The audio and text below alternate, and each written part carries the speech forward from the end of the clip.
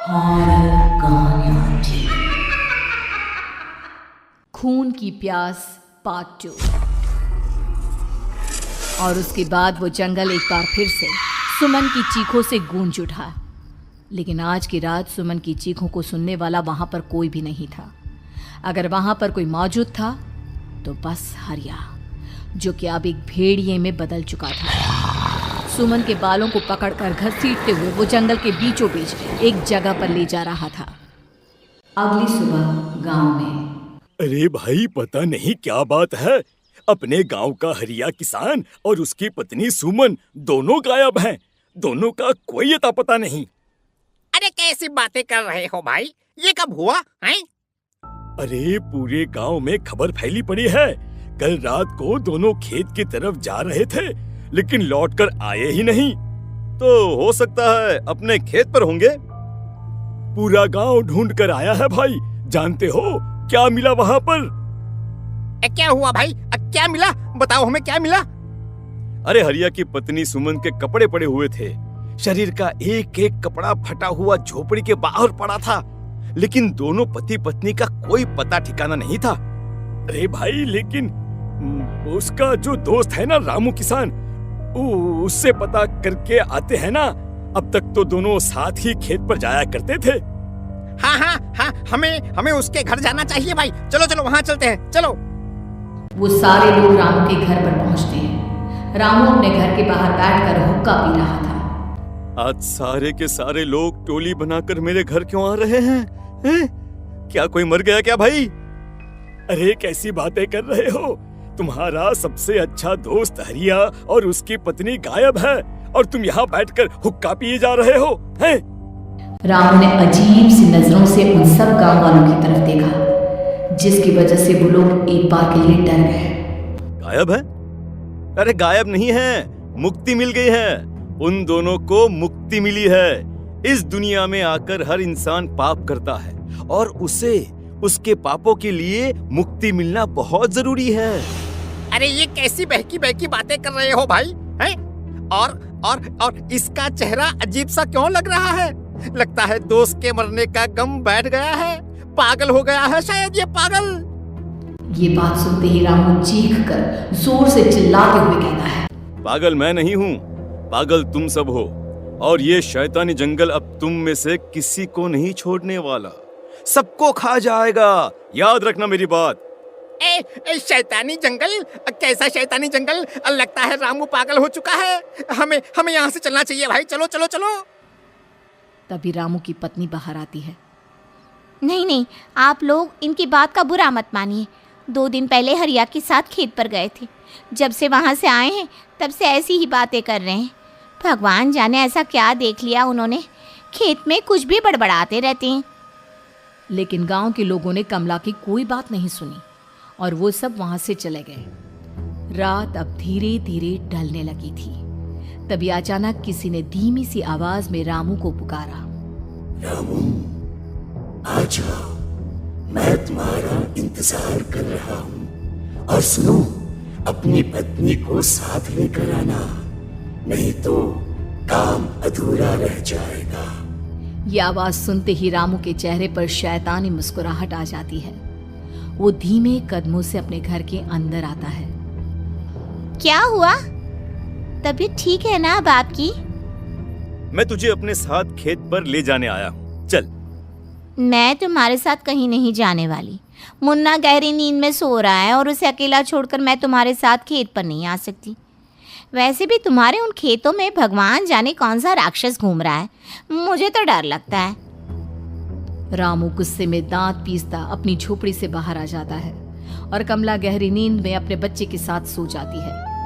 तभी अचानक रात को रामू की झोपड़ी के ऊपर एक साया वही गाना गुनगुनाते हुए घूमने लगता है जो हरिया के मोबाइल में बजा करता था। मैं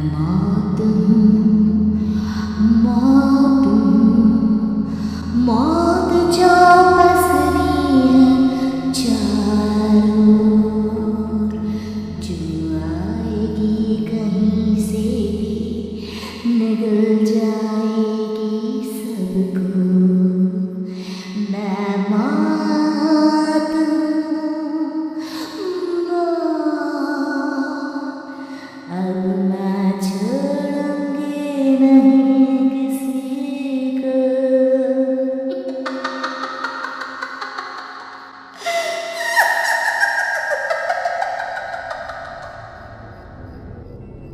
ये आवाज सुनकर रामू की पत्नी कमला की आंख खुलती है और वो देखती है कि उसका मुन्ना अपनी जगह से गायब था।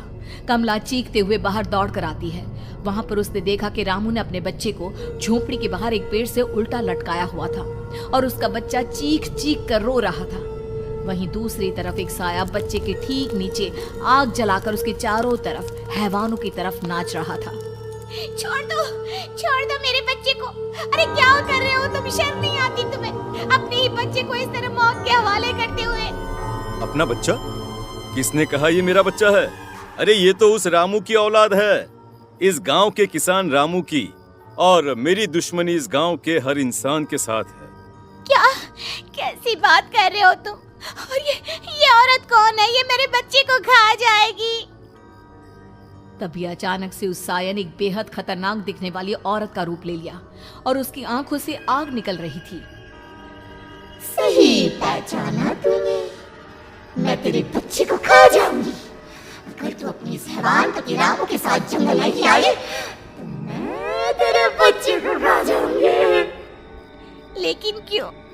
आखिर क्या चाहती हो तुम मुझसे? मुझे जंगल क्यों ले जाना चाहती हो?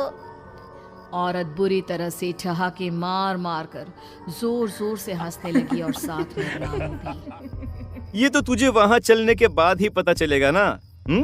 अगर तू नहीं आई तो थोड़ी देर में तेरा ये बच्चा आग में जलकर मर जाएगा। चल जल्दी।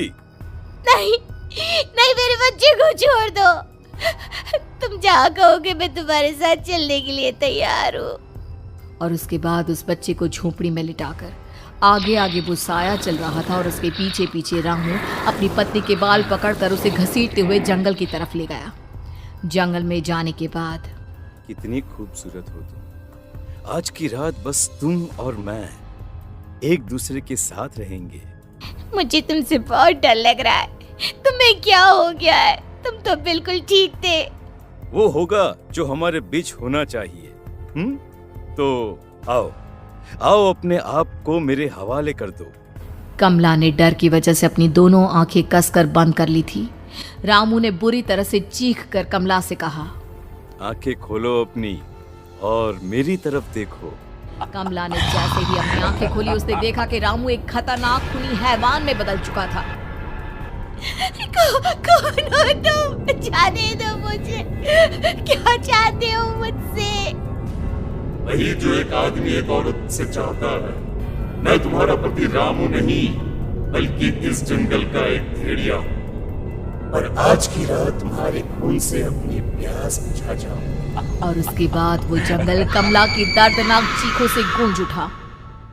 अगली सुबह कमला के कपड़े भी जंगल में उसी तरह पाए गए जैसे कि सुमन के पाए गए थे। इस घटना के बाद पूरे गांव में दहशत का माहौल था। अपने माँ बाप की मौत और गांव में हो रहे इस तरह की घटनाओं की खबर सुनकर किशन शहर से गांव लौट आया था। अपने माँ बाप की बेदर्द मौत की वजह से वो बहुत परेशान था। तभी अचानक उसे अपने घर में खाट के नीचे पड़ा हुआ वो मोबाइल फोन मिला जो उसने अपने पापा हरिया को गिफ्ट किया था। अरे कितने प्यार से पापा के लिए मोबाइल फोन लेकर आया था। इसे एक दिन भी काम में नहीं ले पाए। और आखिर कौन है जो गांव में इस तरह की हत्याएं कर रहा है? क्या है इन सब के पीछे? क्या है? मुझे पता करना ही होगा, वरना एक दिन पूरा का पूरा गांव खाली हो जाएगा। इस गांव में एक भी जिंदा इंसान नहीं बचेगा। गांव के लोगों की मदद करने के इरादे से किशन अपने गांव से दूर एक दूसरे गांव में बहुत बड़े तांत्रिक के पास मिलने के लिए गया। तांत्रिक बाबा, अब आप ही कुछ उपाय बता सकते हैं। भगवान जाने हमारे गांव को किसकी नजर लग गई है। नजर नहीं लगी है, किसी ने तुम्हारे गांव को बद्दुआ दी है। किसी सताई हुई आत्मा का प्रकोप है और अब वो पूरे गांव में किसी को नहीं छोड़ेगी जब तक उसकी आत्मा को शांति नहीं मिल जाती। अरे लेकिन ऐसा कौन है बाबा? किसकी आत्मा है और कैसे मिलेगी उसे शांति? मौत है मौत, कहीं से भी आएगी और सबको निगल जाएगी। इससे बचने का सिर्फ एक ही उपाय है, लेकिन उस उपाय को करना आसान नहीं होगा। जो भी उस उपाय को करने की कोशिश करेगा उसकी जान जा सकती है। भले ही मेरी जान चली जाए, लेकिन मैं अपने गांव के लोगों की जान बचाने की पूरी कोशिश करूंगा बाबा। तो ठीक है, फिर अगली अमावस की रात जैसा मैं कहता हूँ वैसा ही करना। अमावस की रात तांत्रिक के बताए अनुसार किशन अपने साथ केरोसिन लेकर जंगल की तरफ चल पड़ा। उसके हाथ में देवी के मंदिर का सिंदूर भी था। किशन जंगल के बीचों बीच पहुंचा। ये देखकर उसकी आंखें फटी की फटी रह गई। वहां एक उबलते पानी का तालाब था और कई लोगों की लाश लटक रही थी। किशन के माँ बाप की लाश भी वहीं थी। माँ, बापू, क्या हो गया? ये क्या हो गया? तभी वहां पर एक औरत और आदमी आते हैं। उन्हें देखकर किशन चौंक जाता है। गोपाल काका, आपकी तो 5 साल पहले मौत हो गई थी। और निर्मला काकी, आप? मौत तो हो गई थी, लेकिन तुम ये नहीं जानते कि हमारी मौत कैसे हुई थी। क्या कहना चाहते हैं आप? कुछ नहीं, बस ये जान लो कि अब इस गांव में कोई जिंदा नहीं बचेगा। लेकिन क्यों काकी? क्योंकि 5 साल पहले इन गांव वालों ने मुझे डायन बताकर पत्थर मार मार के मार डाला। मेरी कोई गलती नहीं थी। गांव का एक बच्चा क्या लापता हुआ, सारा इल्जाम मेरी पत्नी पे डाल दिया। और जब मैंने निर्मला की जान बचाने की कोशिश की तो मुझे भी मार डाला। आपके साथ ये बहुत गलत हुआ काकी, लेकिन आप जो कर रहे हैं वो भी सही नहीं है ना? तुम यहाँ से चले जाओ वरना तुम भी नहीं बचोगे। हमारी आत्मा पिछले 5 साल से मुक्ति के लिए भटक रही है। चले जाओ यहाँ से। मौका देखकर किशन सिंदूर उन दोनों के ऊपर डाल देता है। उनका शरीर जलने लगता है और वो भयानक तरीके से चिल्लाने लगते हैं। अगले ही पल किशन उनके ऊपर केरोसिन डाल देता है और वो दोनों जल जाते हैं। किशन अपने माँ बाप और दूसरी लाशों का अंतिम संस्कार करवाता है और अपने घर लौट आता है। लेकिन वो अभी भी इस बात से अनजान है कि मोबाइल अभी भी बज रहा था। मैं मौत हूँ,